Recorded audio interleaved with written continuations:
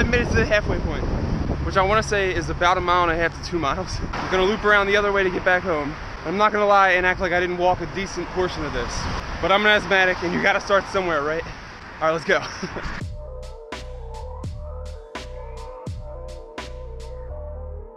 Okay, so I just made it back from my run.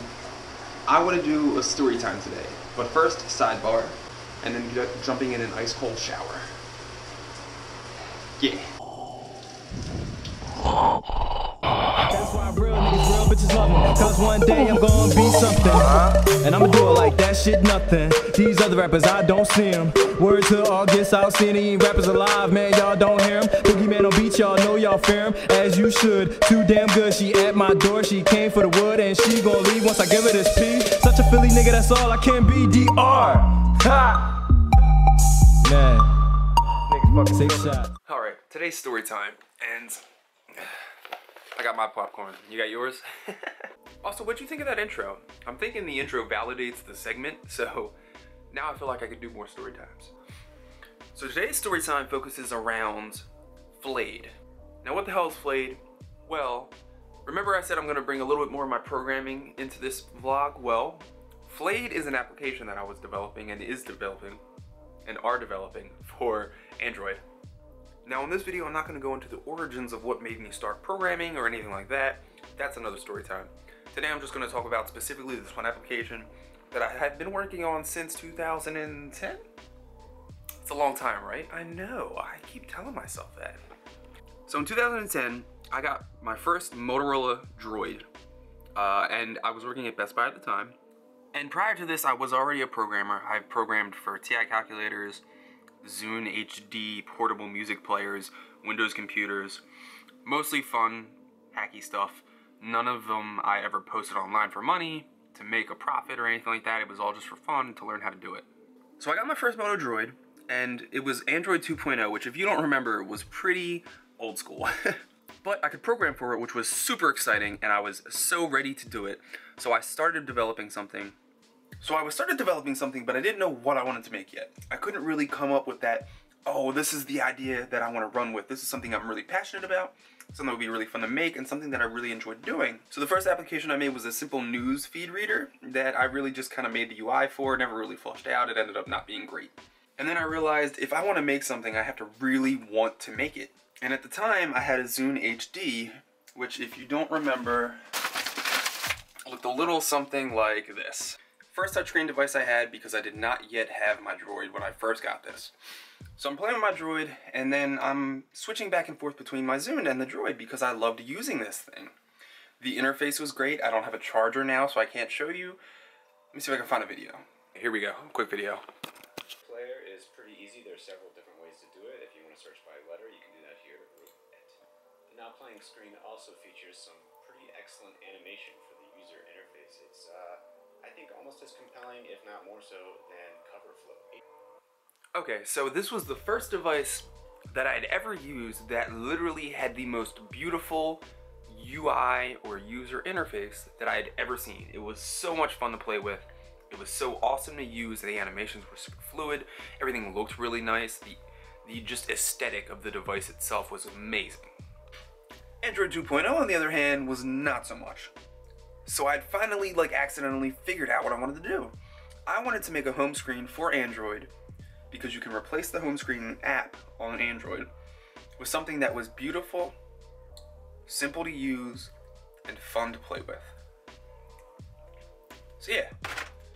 So that is how the original concept of Flayed was born. Now back in those days I called it Zune Home, and eventually I changed it to Flayed because in case it got big, I didn't want copyright issues with Microsoft. Spoiler alert, it didn't get big. Or rather, not that big? Let me explain. I finally made the home screen, the original concept, and I'll show you the video in a second. But I didn't make it to put it online or to make money off of it. I made it because I wanted my phone to feel more like my Zune and be intuitive and easy and fun to use. And I started using it while I was at work at Best Buy, which is filled with a bunch of tech cell phone enthusiasts at that time. And they started to notice that I was using it on my phone. And then they said, whoa, what is that? How do I get that? And I said, well, it's not on the store. I made it myself. And eventually I had got so many requests from friends that had seen me use the phone that said, I need to use this, how can I get it? That I decided, whatever, I'll throw it up on the Play Store. At the time, Android Market Store. And then I decided, hey, you know what? Let me charge $1 for it. Who knows, maybe other people around the world will want to download it and I can make a couple bucks doing the thing that I love to do. That would be awesome, right?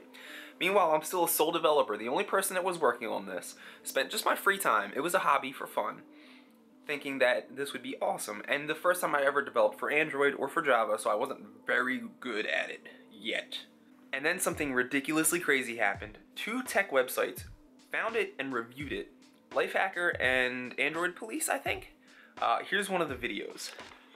If you're a fan of the Zune interface and you have an Android phone, you might like the Zune Home Android launcher. You'll see it looks a lot like the Zune interface. It's just got a pretty simple list that you can scroll up and down of different things. But it's a little bit confusing when you first start the app up on Android. You'll notice if you kind of start clicking on stuff, nothing really happens.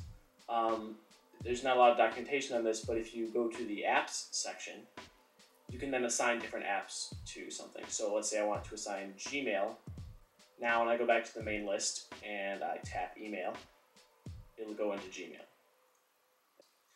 You also have this quick list over here, which is pretty nice, since not every app is on this list, obviously. Other than that, it's pretty simple. It's not necessarily for everyone, but it's very pretty. So yeah, I didn't even know that happened. And then the next day I log into my developer console and I see 1,000+ downloads. And I got around $900 added to my bank account randomly. I sort of panicked. I said, what, did Best Buy not pay me correctly or something? What happened here? So over 1,000 people were now using my home screen. That's amazing. For something that I just did as a hobby, never planned on releasing, that was something I did not expect. Then the crazy thing is, as you might have seen from that video, not everything worked really well. Some things were a little confusing, it wasn't very straightforward. And now my email inbox just blew up with people saying, this doesn't work, that doesn't work, you should add this feature, you should add this feature, and I was not prepared. Not only was I not prepared for this, but this was a time where I was working full-time at Best Buy, 40 hours a week, and going to school full-time, DCCC, 20 hours a week. So I didn't have a lot of free time to work on these things. And then because of that, I was a one-man team, there wasn't a lot of communication, because I didn't even know my app got featured. I started to get tons and tons of bad reviews because I wasn't responding to people, I wasn't able to keep up with everything, and it was a hobby. I'd never planned this, it wasn't my job. I didn't think that I could just do this and it would be okay. And it kind of screwed me over. Unintentionally, a lot of people were burned from that, and a lot of people got very upset with me over that. Over something that I never even planned on like really releasing, and something that I definitely didn't think would go 1,000+ downloads. I thought maybe I might get like 10 to 15 friends at work that would download it. Meanwhile, I'm also only like 19 at this time, so I don't understand business entirely then. I was still going to school for business, so I didn't really understand marketing and advertising and all that stuff, customer relations and everything, so I was suddenly drowning. I didn't know what to do. And it just became the most insane thing. I kind of blew up overnight. My YouTube got a ton of hits, my Twitter got a bunch of follows. I just couldn't bear the weight that was suddenly thrown on my shoulders, and it just was destroying me. So then I decided I need to do something about this. So by the way, that's a lesson in like, if you have like a YouTube or you make an app and you're only getting a sub or a download a day or a week, don't necessarily feel bad about that, because if you suddenly get 1,000, you will get extremely overwhelmed. There is a lot of benefit to slow, real, genuine growth as opposed to just blowing up overnight. It's not necessarily a fun thing to do. But the thing that was awesome about it was it validated me as a developer.